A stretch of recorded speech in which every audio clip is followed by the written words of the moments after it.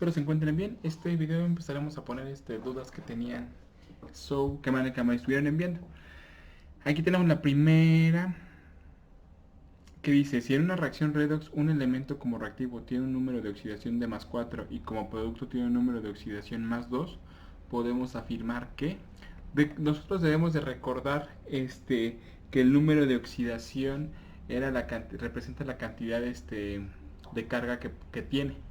Entonces lo que está pasando es que el número positivo +4 ahora pasó a +2. ¿Qué quiere decir esto? Que el número está disminuyendo. Y acuérdense que les dije que cuando el número estuviera disminuyendo, ¿por qué está disminuyendo? Porque están sumando los negativos. ¿Quiénes son los negativos? Los electrones. Entonces, como está perdiendo carga, está ganando electrones, entonces estamos diciendo que se reduce. Ajá.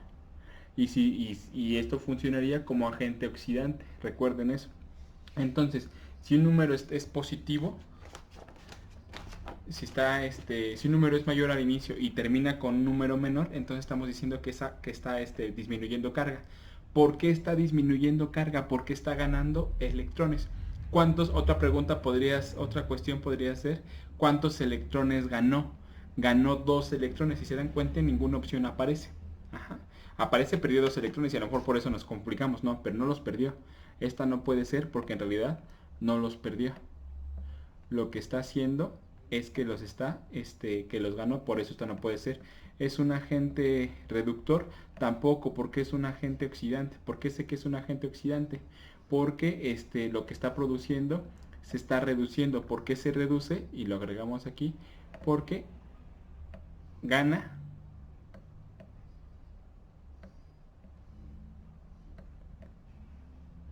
electrones. Y acuérdense que los electrones, cuando se ganan, esto es igual a ¿quién habíamos dicho? Habíamos dicho que era como si sumáramos nosotros menos unos. ¿Vale? Entonces, otra vez, para sintetizar esta pregunta, se reduce la carga, bueno, el número, y fíjense que le está diciendo, el número de oxidación disminuye. Entonces, si el número de oxidación disminuye, está ganando electrones. ¿Por qué? Porque cada carga, cada electrón está empezando como -1, o está agregando -1 electrón. ¿Cuántos electrones ganó? 2, por eso no puede ser esta opción. ¿Es agente reductor? No, es agente oxidante. ¿Por qué es agente oxidante? Porque como está ganando electrones, acuérdense que de un lado es agente de reductor, y podíamos entenderlo que del otro lado va a ser agente oxidante, es lo contrario. Ya la respuesta que nos había puesto acá, ya se entiende por qué no. ¿Vale? Esto chéquenlo, sí lo habíamos revisado nosotros. No importa, lo que interesa es que ya no cometan que no tengan estas dudas. Aquí tenemos otra pregunta que dice: cobalto CO tiene un número atómico de 27 y un número de masa 0,1 de 59. ¿Cuántos protones, neutrones y electrones tienen? El C1 se refiere que es un elemento estable, que es uno de los isótopos. El número que nos debe de interesar es este de aquí. Este de aquí, que es el 59. Déjenme lo borro y lo pongo más. Ahí está. El que nos debe interesar es este de aquí, el 59. Recuerden ustedes que había 3 valores que nosotros debemos de recordar, que es la masa atómica, el número atómico, y que también podemos obtener protones, electrones y neutrones. Eso también ya lo habíamos revisado. Y recuerden que el número atómico es igual al número de protones por definición. El número atómico aquí tenemos que es ¿qué? 27. Perdón, aquí lo estoy poniendo como masa atómica. El número atómico es 27. Por lo tanto, va a tener 27 protones. Por lo tanto, va a tener 27 electrones, porque recuerden que teóricamente todo elemento es neutro. Pero ¿qué pasa con los neutrones? Bueno, pues los neutrones, recuerden que para ellos debemos de saber cuál es la masa atómica. La masa atómica aquí no la proporcionan, es 59. ¿Y cómo se obtiene el número de neutrones? Pues a 59 le resto los 27. O sea, la masa atómica le resté el número atómico. Y vamos a ver el orden en que están la pregunta. Bueno, los incisos, porque ya vimos que tiene 27 y 32, ¿no? Pero vamos a checar quién es quién. Protones tiene entonces, y cambiamos el color, a ver si me permite. Sí, colores solamente. Protones tiene 27. Neutrones tiene 32. Y electrones tiene 27. Entonces, en ese orden tienen que aparecer 27, 32 y 27. Y se dan cuenta, incluso aquí nos dice la respuesta correcta como la pregunta anterior. ¿Vale? Entonces aquí lo que deben de recordar es que el número atómico es igual al número de protones, incluso esa es la definición, el número atómico es el número de protones.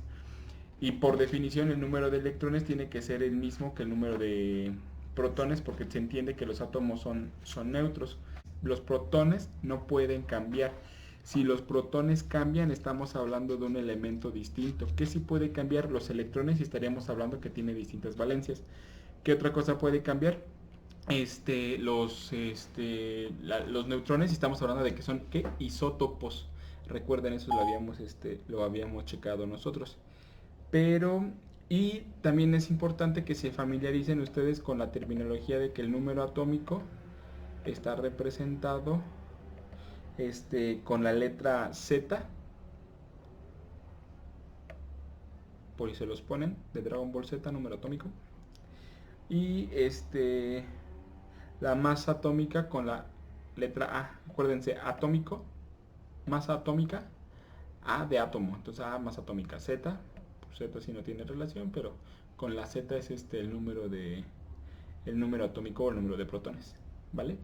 Entonces la fórmula podría quedar así, que va a ser la masa atómica menos Z. Incluso ya la tienen en sus apuntes, pero bueno, aquí la pongo otra vez.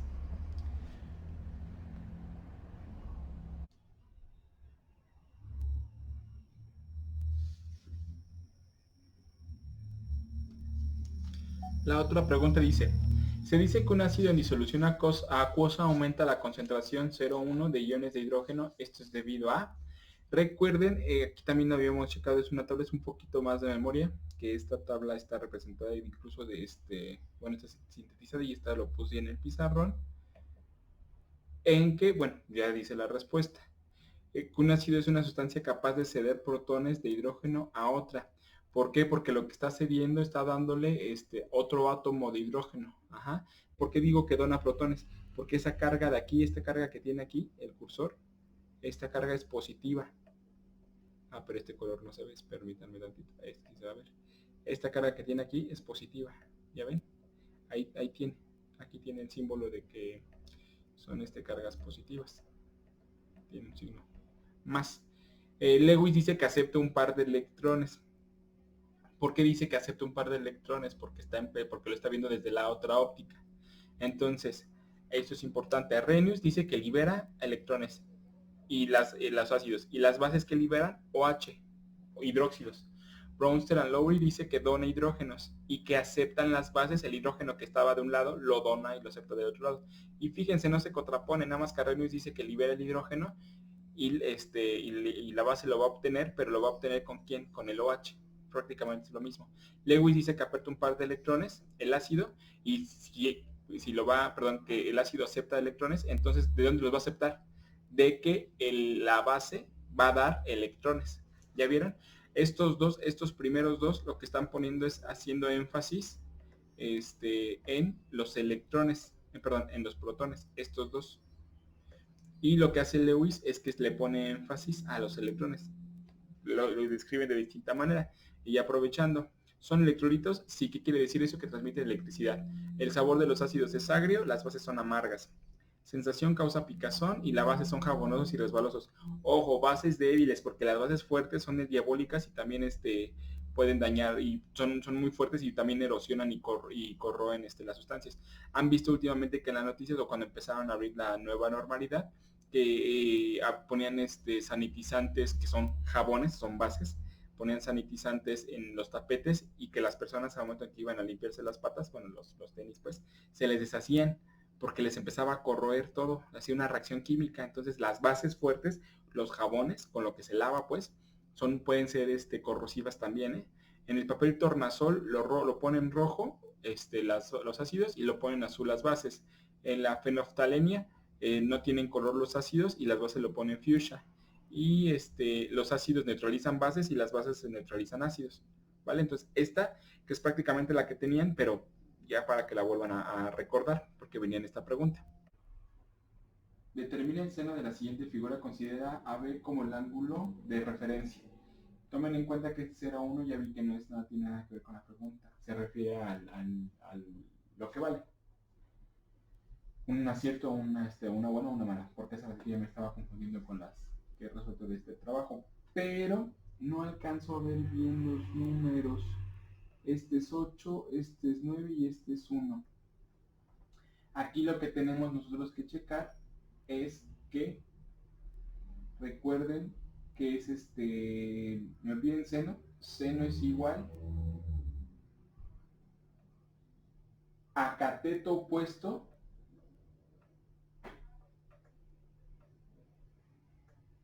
entre hipotenusa. ¿Seno de quién? Me dicen que B, me imagino que B es este ángulo que tengo aquí marcado. Entonces, ¿quién es el cateto opuesto? Pues el cateto opuesto es este de aquí, este es el que está cateto opuesto, es el que está enfrente. El que está aquí a un lado, y le pongo la flecha. El que está aquí a un lado es el cateto adyacente. Perdón, sí, es el cateto adyacente. Y este que quedó huérfano sin nada va a ser la hipotenusa.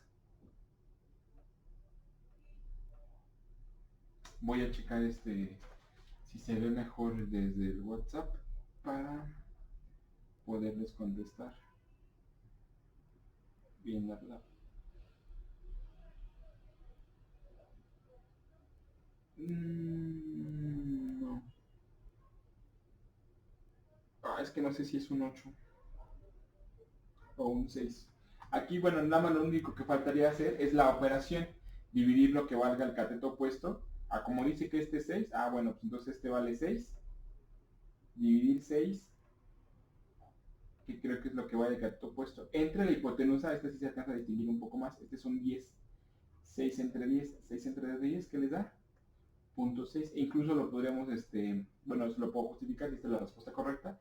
Sé que esto está bien porque acuérdense que cuando que habíamos visto cómo sacar de una función trigonométrica a otra, que me daban seno, puedo obtener coseno con el valor de la función trigonométrica. ¿Vale? Pensé que iba a copiar el pizarrón, pero en esta no. Y la última pregunta que tengo que me dieron de me faltan otras que me han dado, que las voy a anexar ahorita, pero de este banco es esta. Se tiene una prensa hidráulica en la que el émbolo A2 recibe una fuerza de 350 newtons. Tiene un área de 14 metros cuadrados. ¿Cuál será la fuerza aplicada en el émbolo A1 si esta tiene un área de 3.5 metros cuadrados? Por fortuna, esto no requiere ningún despegue, bueno, no requiere ninguna conversión. Esto es física. Recuerden que para ¿cómo se llama? que la canción se revela. Que necesitamos checar los datos a ver si no se requieren conversiones. Fíjense, tengo metro cuadrado, newtons. Me está preguntando la fuerza y se dan cuenta todas las respuestas tienen newtons, entonces no va a haber que realizar conversiones, que es el primer paso para nosotros poder hacer el problema. Ya tengo mis datos, ahí están mis datos. Nosotros tenemos entonces que el problema dice, el que vamos a resolver dice, se tiene una prensa hidráulica en la que el émbolo A2 recibe una fuerza de 350 newtons, tiene un área de 14 metros cuadrados. ¿Cuál será la fuerza aplicada en el émbolo A1 si este tiene un área de 3.5 metros cuadrados? Aquí es importante ubicar los datos, ya están registrados en el pizarrón, pero otra vez vamos a leerlo. Dice, émbolo A2 recibe una fuerza de 350 newtons. Entonces, ¿quién va a ser fuerza 2? Ahorita cuando recordamos la fórmula, porque estos dos son los que están relacionados entre sí. Me preguntan la fuerza 1, pero me dicen que el área 1 es esto. Recuerden que la presión es la fuerza que ejercen sobre un área determinada. Hasta les había dicho, si presionan y no se mueve, eso es, ¿cómo se llama? Presión. Si presionan y se mueve, Si aplico una fuerza, perdón, y se mueve, eso es trabajo, ¿vale? Entonces, fórmula. La fórmula era P1 es igual a P2, que hasta sonaba chistoso, presión 1 es igual a presión 2. ¿Y cómo obtengo la presión 1? Pues va a ser la fuerza 1 entre el área 1, que va a ser igual a la fuerza 2 entre el área 2. Después me está preguntando fuerza 1, entonces esta es la que debo de despejar. ¿Cómo despejaba? Con una regla del 3 o el cacahuate que les decía. Y entonces fuerza 1 es igual a A1 por F2. ¿Por qué? Recuerden ustedes que este multiplica cuando está cruzado. Ahora, este A2 que está haciendo, pues está huérfanito. Recuerden que cuando está huérfano lo mandamos dividiendo. Esto sería mi fórmula, esto sería mi despeje.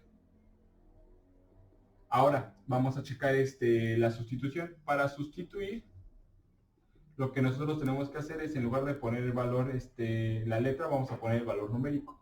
A1 vale 3.5 metros cuadrados, que lo voy a multiplicar por 350 newtons. Y esto va a estar dividido entre 14 metros cuadrados. Y fíjense, metro con metro ya se cancelaron. Luego viene ese 3 que está bien horrible.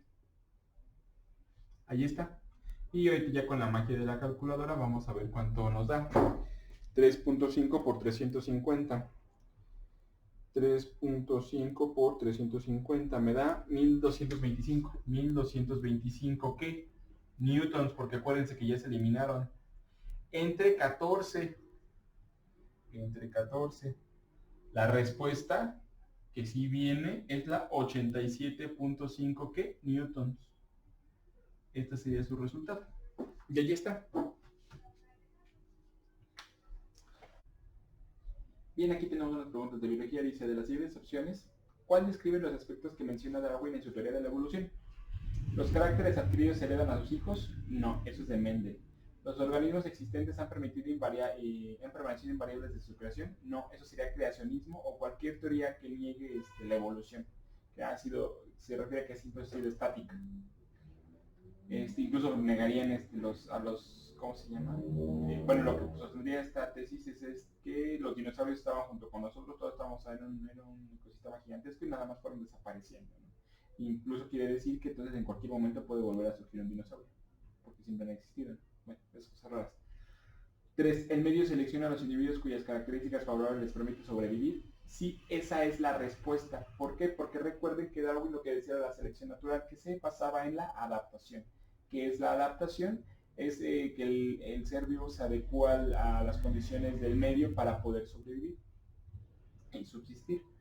Esa es la respuesta, pero vamos a leer el último reactivo, la última opción, perdón. Cuando muere un individuo por una catástrofe, sus restos dan origen a nuevos individuos de la misma especie. No, eso no es posible, eso es mentira. Podría parecer verdad en ciertos casos, pero no lo es. O habrá casos especiales, pero no es la regla general. 6. ¿Cuál es el grupo de alimentos que nos proporciona una gran cantidad de proteínas? Aceites vegetales, esas son grasas, lípidos. Lácteos, frutas y verduras. La proteína, la leche tiene proteína, pero no toda. La carne de res tiene proteína, los cereales no. La soya puede tener proteína, los cereales son fibra, al igual que la soya. Pescado, lenteja y frijol, sí. Incluso los veganos son, ¿cómo se llama? Los que terminan por sustituir con lenteja y frijol a las carnes. Pero estas proteínas que nos da la lenteja y el frijol no son las mismas que nos da la carne de res y pescado. O sea, ojo, para que no digan, como proteína, sí, pero no es la misma y por eso luego tiene anemia. Pero bueno, entonces la respuesta es esta, ¿vale?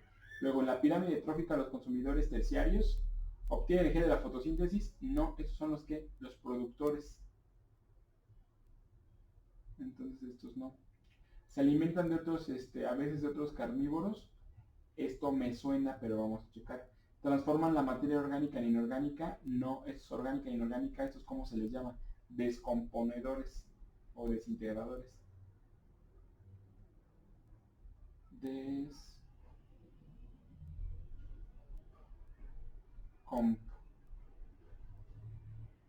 Más para que se acuerden ellos si lo agregan cuando lo copien. Descomponedores. ¿Ocupan el segundo nivel trófico de la pirámide? No ocupan el segundo nivel trófico. Ya aquí tengo, fíjense, los productores, aquí está una plantita.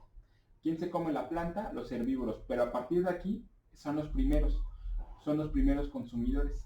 Este es el primer consumidor, este es el segundo consumidor, y ese es el tercer consumidor. Vamos a ver. Pero esto en relación a qué? A consumidor. Y este es el nivel trófico. El nivel trófico es de toda la cadena. Entonces, nivel trófico estaríamos diciendo que ocupa el cuarto lugar. ¿Por qué? Porque una planta se la come el conejo, bueno, un herbívoro, el conejo se lo come el coyote, y por el que me están preguntando es por el cuarto nivel, que podría ser un humano que se come todo lo que está abajo. ¿Vale? Entonces la respuesta es esta, se alimenta a veces de otros carnívoros, sí, es verdad. Perro no come perro. Pues ¿qué crees? Que a veces sí. Luego, los animales, se fue. Los animales requieren de la raya para producir los gametos.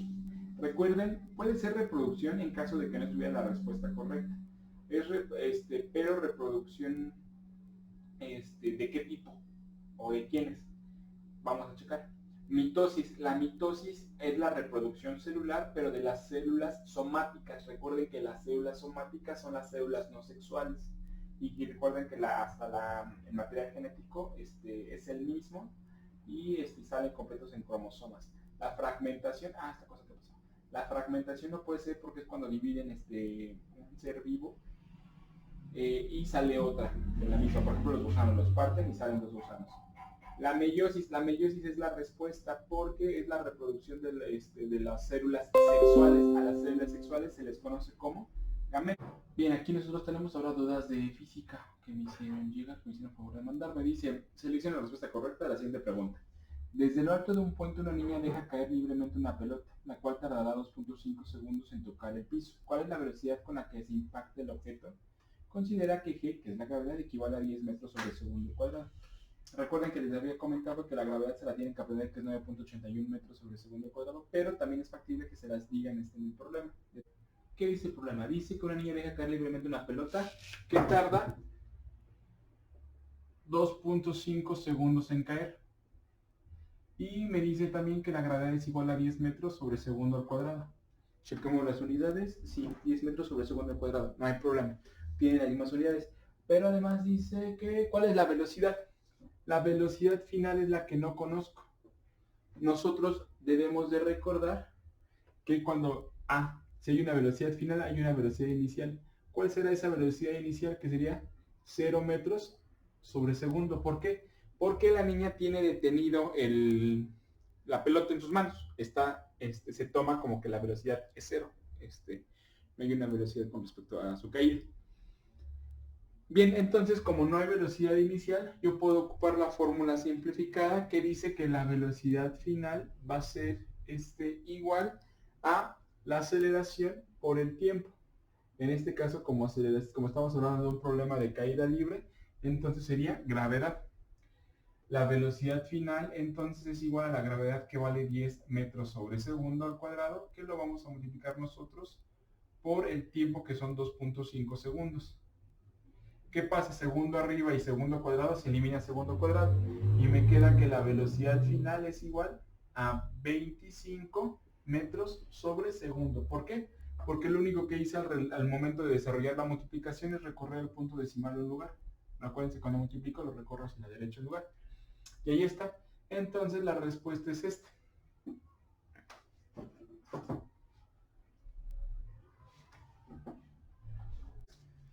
Recuerden que había dos tipos de unidades, unidades escalar y unidades vectoriales.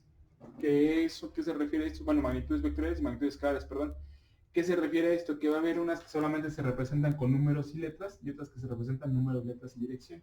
La fuerza es una unidad vectorial porque depende de la dirección en la que la ejerza para que tome un efecto distinto. No es lo mismo que yo les pegue, bueno, no es lo mismo que nos caiga una pelota de frente y están de una distancia de 2 metros, pero están de frente, que la aviente, a que la aviente una persona de 2 metros, pero desde arriba, y que la deje caer. Ahí aumentaría la fuerza, porque tendría la fuerza con la que la aventó y aparte la fuerza de la gravedad.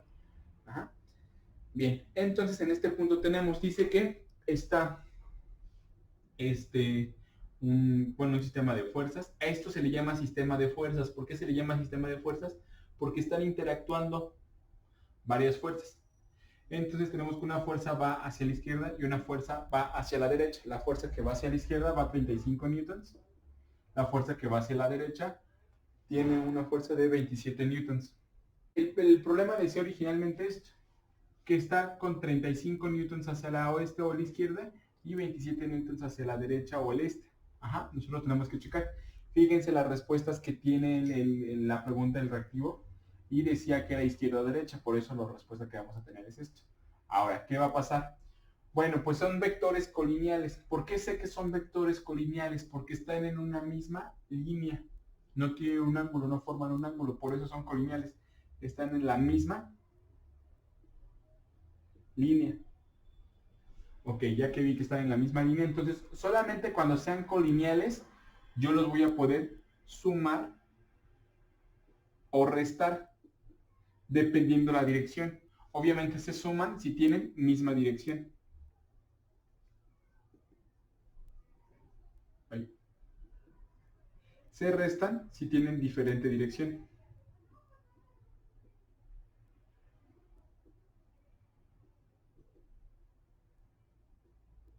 ¿Vale? Ahora, ¿por qué salió 8? Bueno, pues porque al 35 le resto 27. Acuérdense que en este tipo de cosas siempre le voy a restar al más grande a lo más pequeño, porque son diferentes direcciones. Uno está hacia el oeste y otro está hacia el este. Uno está hacia la izquierda y hacia la derecha, por eso van a restar. 35 le resto 27. Pero entonces, ¿quién va a ganar? El 35, por lo tanto, hasta la respuesta va a estar del lado, ¿qué? Izquierdo. Y ya nada más hago la resta. 35 le resto 27. ¿Cuánto me dio? 8 newtons.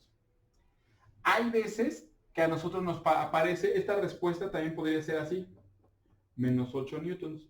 Ya está, o sea, como la tienen ustedes en el problema que me mandaron, esta es la respuesta correcta. Pero también puede ser que esté así. ¿Y por qué me da menos 8? Bueno, porque está siguiendo el plano cartesiano. Recuerden que el plano cartesiano, el eje de las X, la derecha es positivo y a la izquierda es negativo. Si yo lo hiciera en relación al plano cartesiano, ¿quién es más grande? ¿Más 27 o menos 35? Pues menos 35, entonces el resultado sería menos 8 newtons. ¿Ya vieron? Lo mismo puede ser si son colineales. Este es positivo si fuera el eje de las y este es ¿qué? Negativo. Por eso es importante ver la respuesta para checar cuál sería cuál es la que se adecua o cómo debo de traducir yo mi problema. Ajá.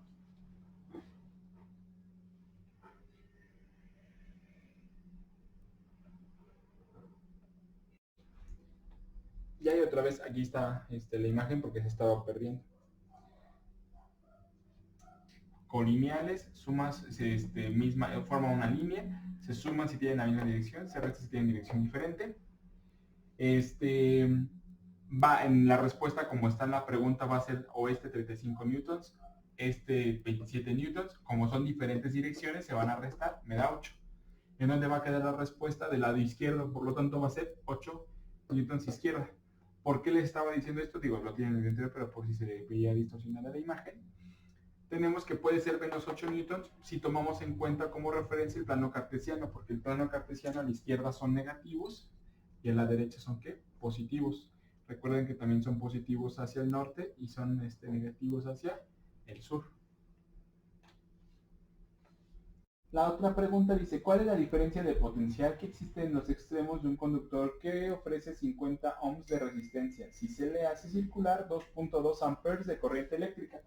Recuerden que esto es la ley de Ohm. La ley de Ohm que establecía, bueno, teóricamente lo que nos dice es que la corriente eléctrica se puede transformar en calor, pero además nos daba que la resistencia es igual al voltaje entre la intensidad de corriente. Ahí está, esta sería la fórmula, pero yo tengo que ver los datos. La fórmula es esta. Aquí, bueno, lo apunto más en orden. Resistencia es igual al voltaje entre intensidad. Los datos yo debo de tener la intensidad de corriente, debo de tener voltaje o debo de tener resistencia, depende de lo que me estén preguntando.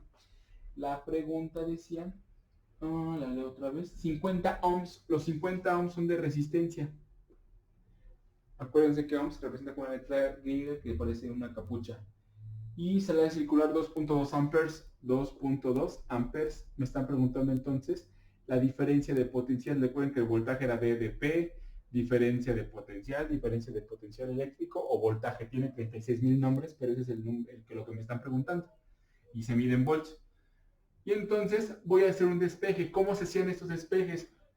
Pues es con la regla del triángulo. que voltaje está arriba, la intensidad está abajo porque está en diferente nivel, y en el lugar que queda vacío pongo la letra que me faltaba. Me piden voltaje.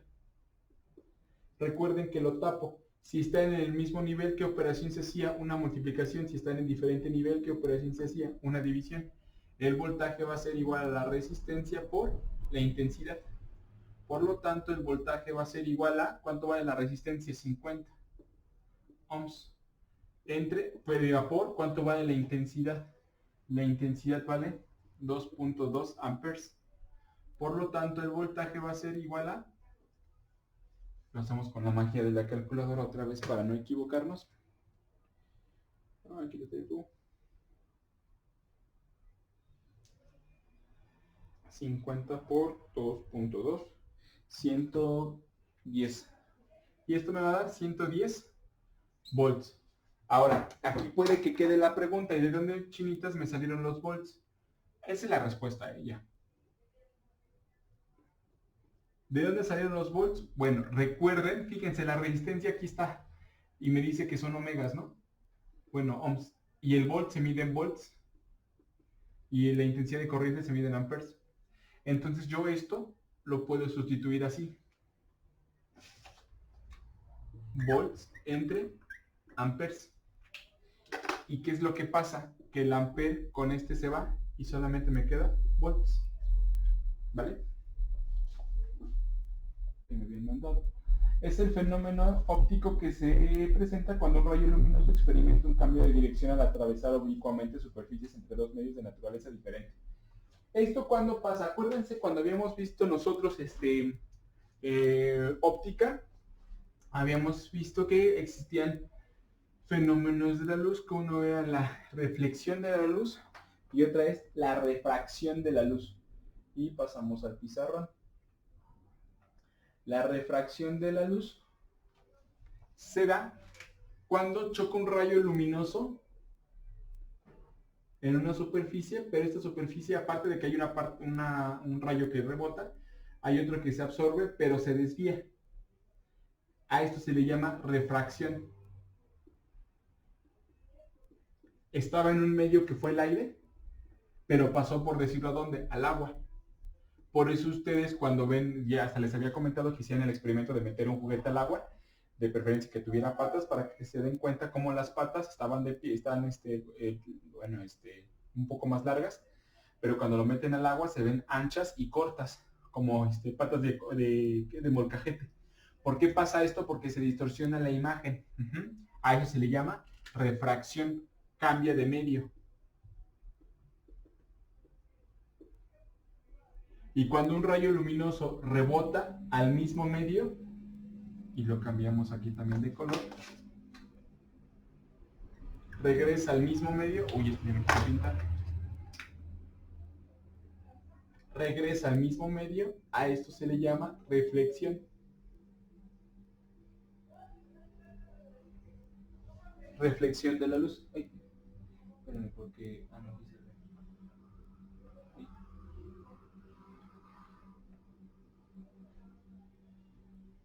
no, ya, perdónenme. Reflexión de la luz. ¿Cuándo se da la reflexión de la luz? Cuando el rayo regresa al mismo medio. Y entonces se llama refracción cuando cambia de medio, ¿vale?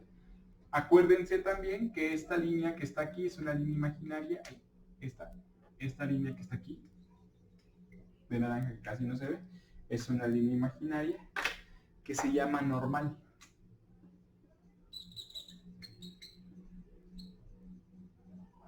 Y recuerden además que esta de aquí, si este vale 30 y se rebota el rayo, entonces este también va a valer 30.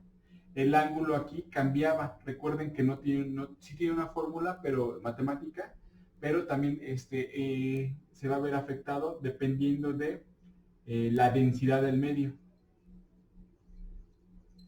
Entonces, mientras que el rayo de luz, si rebota al mismo medio, se reproyecta con la misma inclinación, la densidad en el rayo refractado, el cambio de medio es lo que hace que se modifique el rayo luminoso. ¿Vale? Bueno, vamos a continuar con estas dudas que me mandaron de química. Los cambios químicos donde se forman nuevas sustancias que tienen diferentes propiedades y composición con respecto al material original se les conoce con el nombre de, fíjense, diferentes propiedades, nuevas sustancias, por lo tanto es un fenómeno químico, reacción química. ¿Por qué? Porque cambió su naturaleza.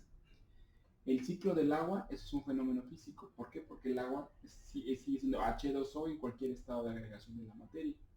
El movimiento es un cambio físico porque el objeto que se mueve puede seguirse moviendo o sigue existiendo, ¿verdad? Sigue siendo un átomo, por así decirlo. Un fenómeno químico puede ser la digestión.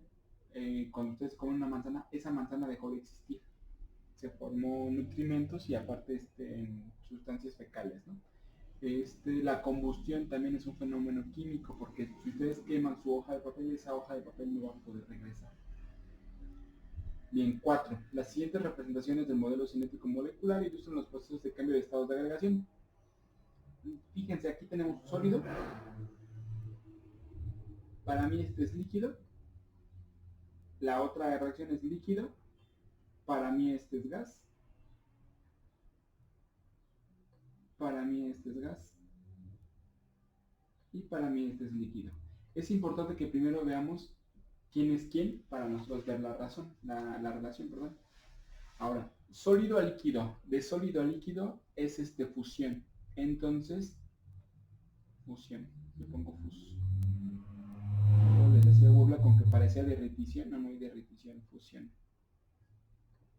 Luego, de líquido a gas puede ser evaporación o ebullición. Empezamos con E. De gas a líquido puede ser licuefacción o puede ser condensación. Aquí aparece condensación. Entonces, en orden es fusión, evaporación y condensación. Ahí está. Es un triangulito que vimos todos los cambios de estado de agregación de la materia. Relaciona las sustancias con sus ejemplos. Mezclas. Recuerden que una mezcla es una sustancia que conserva sus propiedades, no hay una reacción química como tal. La mezcla vamos a tener que va a ser la arena y el azufre.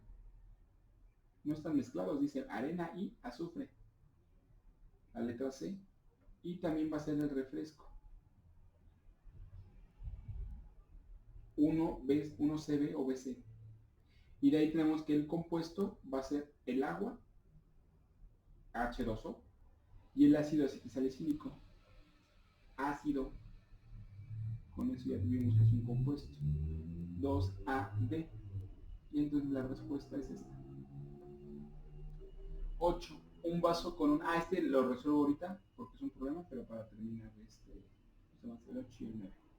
Para ver el pizarrón. 13. Científico clasificó a los elementos por su número atómico.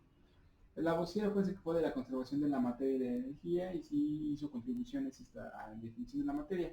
La respuesta sí es Mosley. Dalton define al átomo, no le da su estructura. Mendeleev da la tabla periódica actual, que es a través de formando familias y ordenándolos a través de la masa atómica. Ajá. Luego, entonces la respuesta de esta, el que clasificó por el número atómico, es Mosley. ¿Vale? Los isótopos son átomos de un mismo elemento con distinto número de neutrones. Recuerden que si cambiamos electrones estamos cambiando valencia nada más, bueno, número de oxidación. Protones no podemos cambiar porque estaríamos creando otro elemento, estaríamos cambiando de elemento. Número atómico es lo mismo que protones, bueno, son equivalentes a protones, entonces no, la respuesta son neutrones. Relaciona los tipos de compuestos con su fórmula. Óxidos debe de tener O. ¿Quién tiene O? Pues dice la A y la D, pero la A tiene OH, esos son ¿cómo se llama? Esas son bases, acuérdense que tienen OH. Ahí está inmenso, esto lo borramos.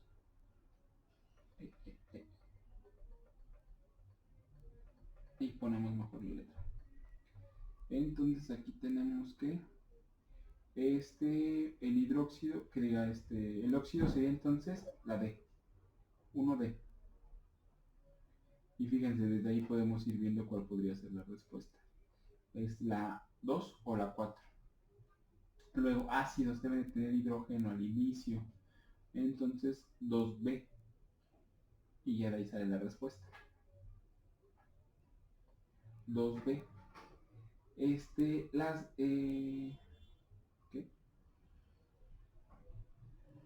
1D. Luego tenemos las bases.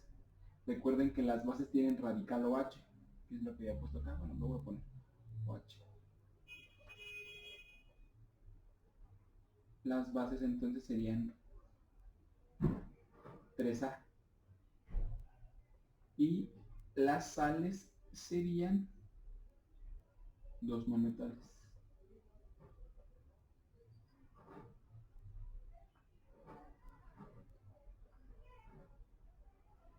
Entonces va a ser 1D, 2B, 3A y 4C. Y ya está. Vamos con la otra. ¿Cuál es la fórmula? ¿Cuál es el nombre del compuesto que se muestra en la siguiente fórmula semidesarrollada? Recuerden, bueno, semidesarrollada porque no están todas las ramificaciones de los hidrógenos, ¿no? Y para eso debemos de recordar, es alcano. ¿Por qué? Porque no tiene dobles enlaces. Si tuviera un doble enlace tendría alqueno. Si tuviera 3 enlaces sería alquino. Pero entonces es un alcano. ¿Cuántos carbonos tiene? 3. Recuerden que si tiene un solo carbón, tuviera un solo carbón sería metano. Si tuviera 2 carbonos sería etano. Si tuviera 3 carbonos sería propano. Si tuviera 4 carbonos sería butano. ¿Cuántos carbonos tiene? 1, 2, 3, 4. Entonces la respuesta, ¿cuál es? Butano. Luego, cuando un elemento al reaccionar químicamente pierde electrones, recuerden, si gana electrones se reduce. Gana electrones y esto nos va a servir para la otra. Gana electrones,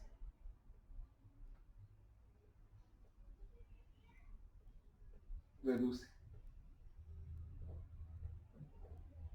Creo que ya había dicho una anterior en este mismo video. Lo contrario, pierde electrones,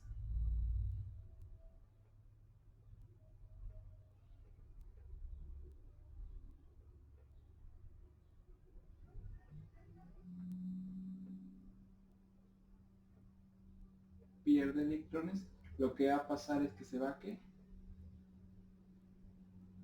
a oxidar. Y recuerden que si gana electrones, del otro lado va a ser agente oxidante, y si pierde electrones, bueno, se oxida, y del otro lado va a ser agente que reductor. Esta la 24. Ahí está. Y tenemos nosotros que es ahí está la reacción que tiene la ecuación. Dice que el hidrógeno va a tener +1 porque siempre trabaja con +1, el cloro es -1 para que esto me dé neutro, aparte de que el cloro normalmente trabaja con -1, este es el elemento común que se encuentre con esta número de oxidación. El zinc trabaja con 0, ¿por qué? Porque es un elemento libre. Aquí también el oxígeno va a trabajar con 0, el cloro ya vimos que trabajaba con -1, entonces la carga de todo esto va a ser -2, y para que esto me dé 0, entonces el zinc va a trabajar con +2. Y ahora sí anotamos los elementos, hidrógeno, cloro y zinc. El hidrógeno trabaja con +1 de un lado y del otro lado trabaja con 0. El cloro trabaja con -1 y del otro lado también trabajó con -1, no se modificó. El zinc trabajó con 0 y del otro lado trabajó con +2. Y ahora sí tenemos que checar quién gana o quién pierde, porque la pregunta era, bueno, no, ya que vieron esto, prendo la luz para, no me importa que se pierda el cloro con el reflejo. La pregunta era, ¿quién se oxida? Entonces recuerden que quien se oxida es quien pierde electrones.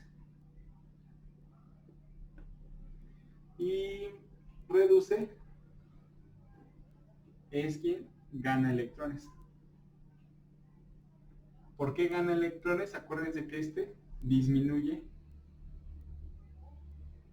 número de oxidación. Y entonces aumenta número de oxidación. Y entonces, dejen ver si no se ha distorsionado. No. Y entonces, lo que me están preguntando es quién se oxida.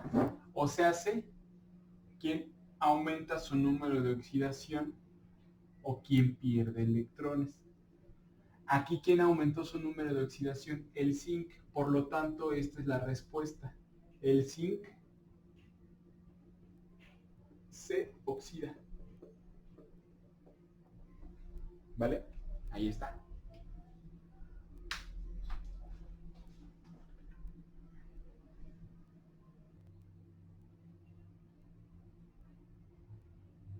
Aquí está otra pregunta en la cual en la que decía, bueno, que no me aparecía en las anteriores, pero estaba mal. Un ejemplo de una reacción de sustitución simple es, fíjense aquí, y vamos a hacerlo un poco más grande. Ya. Un poco más chico ahora. Ahí está. El inciso A vamos a checar qué es. El hidrógeno se fue con el radical OH con la base y me formó que H2O, y tengo que el cloro se fue con el sodio y me formó una sal. Los no metales es una sal. Entonces esto sería doble sustitución.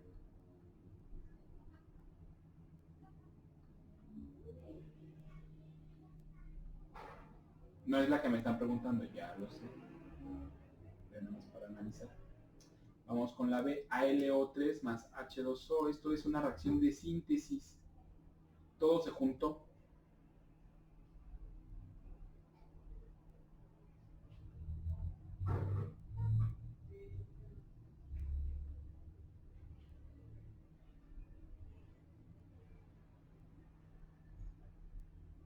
Ahora, HCl, ZN, HN, Cl2 más H2. Bueno, cloruro de zinc, este ácido de cloro, óxido de cloro 1, y ZN, zinc. Fíjense, aquí qué pasa, el hidrógeno se larga, se separa, se divorcia, y el cloro toma su lugar, el zinc toma su lugar.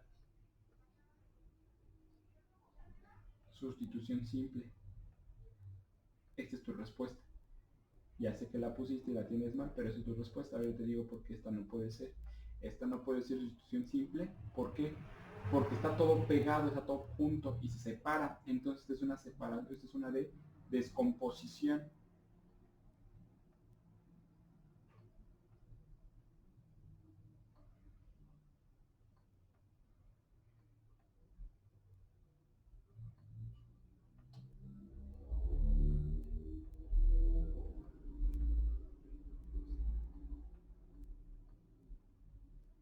Descomposición o análisis. Una bebida de sabor de 330 mililitros, suponiendo que la densidad de la bebida es de 1 gramo por mililitro, contiene 41 miligramos de cafeína. ¿Cuál es la concentración de la cafeína en partes por millón? Es importante checar que las partes por millón se dan en micras, ¿vale? Esa es la diferencia. Tenemos que la proporción va a ser, o va a estar determinada por, bueno, y ahorita déjenme borro el pizarrón del anterior. Y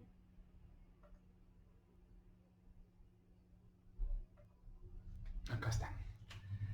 La proporción va a ser entonces masa soluto entre masa solvente. Y van a estar en miligramos. O va a estar en mililitros. Cualquiera de las dos, pero tiene que estar miligramos o mililitros. Y entonces vamos a checar nosotros los datos que tienen. Dice el problema que un vaso con una bebida de sabor de 330 mililitros, 330 mililitros. Esto es el solvente. Bueno, y de hecho es todo lo que tiene, es toda la masa, toda la bebida, mejor dicho. Y dice que tiene una densidad de 1 gramo sobre mililitro esta sustancia, y contiene 41 miligramos masa del soluto, 41 miligramos de cafeína, y déjenme ver cómo está en el pizarrón. Sí, esta la voy a mover para que se vea. Entonces la fórmula va a ser masa soluto entre masa solvente, que quedamos que van a estar en unidades de milis, ¿no? Miligramos o milímetros. Perdón, mililitros cúbicos. O mililitros. Perdón, mililitros. Y ahora sí, ¿qué vamos a tener? Que vamos a ocupar la densidad. ¿Por qué? Porque yo tengo miligramos del soluto, de la masa del soluto. Lo puedo poner arriba, la concentración partes por millón. Pero resulta que yo lo tengo convertido en mililitros. Y si me están dando este valor, yo ya tengo que aplicar la densidad.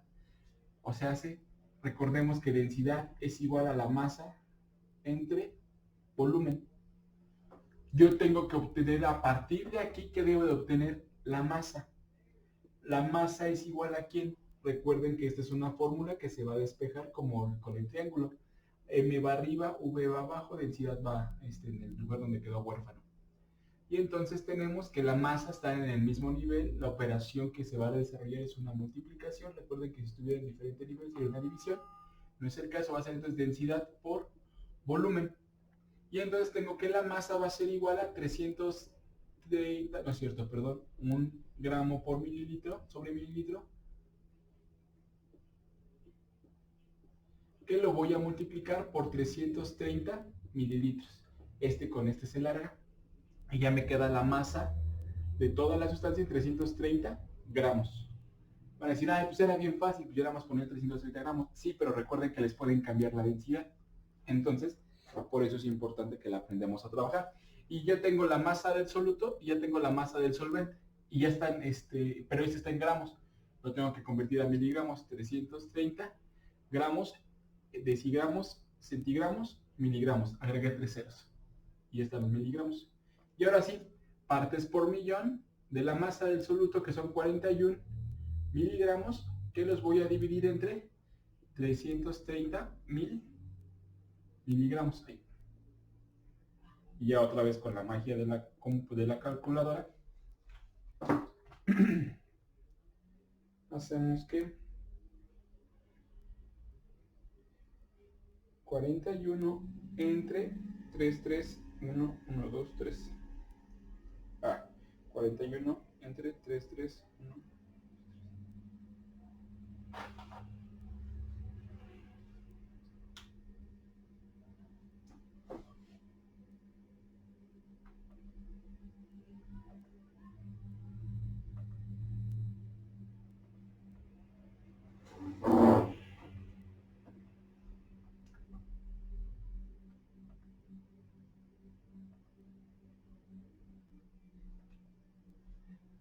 Ya.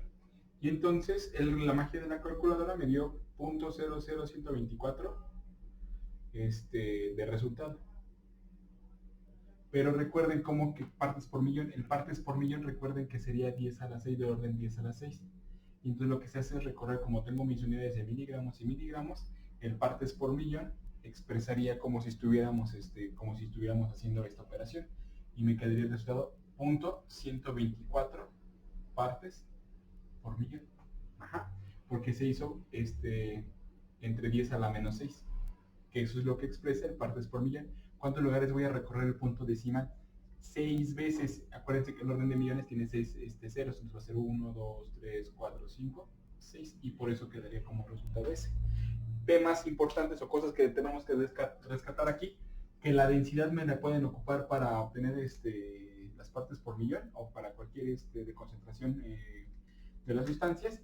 Y que partes por millón debe de tener las mismas unidades, miligramos o mililitros y mililitros. Y el parte por millón lo que va a hacer es dividir todo o multiplicarlo por 10 a la menos 6. Y aquí faltaba otro problema de química que decía que estaba así en el reactivo. Na con exponente 11, que es el número atómico que lo representa la letra Z, y el 23, que es la masa atómica con letra A. Entonces hay que ver este esquema. El 11 que está arriba es el número atómico y el 23 es la masa atómica. Un tip para ustedes es que deben de acordarse que la masa atómica va a ser mayor que el número atómico, entonces siempre pueden restarlo así. Ya habíamos hecho de estos ejercicios. tenemos que el número atómico es igual al protón. Y como todo átomo es neutro, tiene la misma cantidad de neutrones. Por lo tanto, si tiene 11 protones, entonces tendrá 11 electrones. Y la masa atómica es igual a 23. ¿Qué me hace falta obtener los neutrones? Los neutrones son igual, recuerden, a la masa atómica representada con la letra A menos el número atómico. Y esto será entonces 23 menos 11, lo que me da como resultado 12. 12 neutrones es lo que tiene. Entonces, no, ya depende cómo esté la opción. Neutrones tiene 12, protones tiene 11 y electrones tiene 11 también. Tenemos el problema que dice, la edad de un niño es la sexta parte de la edad de su abuela y 8 años después será la cuarta parte de la edad que tenga entonces la abuela. ¿Cuál es la edad actual del niño? El niño es igual a la abuela dividida entre 6. Y después me dice otra vez la relación niño-abuela, que el niño más 8 años o dentro de 8 años es igual a la abuela, a una cuarta parte de la abuela. Pero ojo con esto, porque le voy a sumar 8 también, porque el tiempo pasa tanto para el niño como para la niña, ni modo que se meta como un Dragon Ball a la habitación del tiempo y que nada más le afecta a uno el paso, ¿no? No, afecta a los dos. Y fíjense, yo tengo un sistema de ecuaciones de dos incógnitas. Esta sería mi ecuación 1 y esta sería mi ecuación 2. Yo ya tengo despejada en la ecuación 1 n, entonces me conviene sustituirla en la ecuación 2, la vuelvo a escribir. N más 8 es igual a más 8 entre 4. A sextos, más 8 es igual a más 8 entre 4. ¿Qué puedo hacer aquí?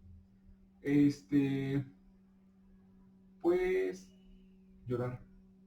No, lo que puedo hacer aquí es mandar. Sí, esto lo simplifico así. A6 más 8 es igual a un cuarto de A más 2. ¿Por qué? Porque esto lo puedo simplificar. Fíjense, lo puedo separar 1 entre 4, quedará un cuarto de A. Y 8 entre 4, 2. Ahí está. Y ahora sí que puedo hacer, pasar de un lado las A's y del otro lado lo que no tenga. A6 menos A4 es igual a más 2 menos 8.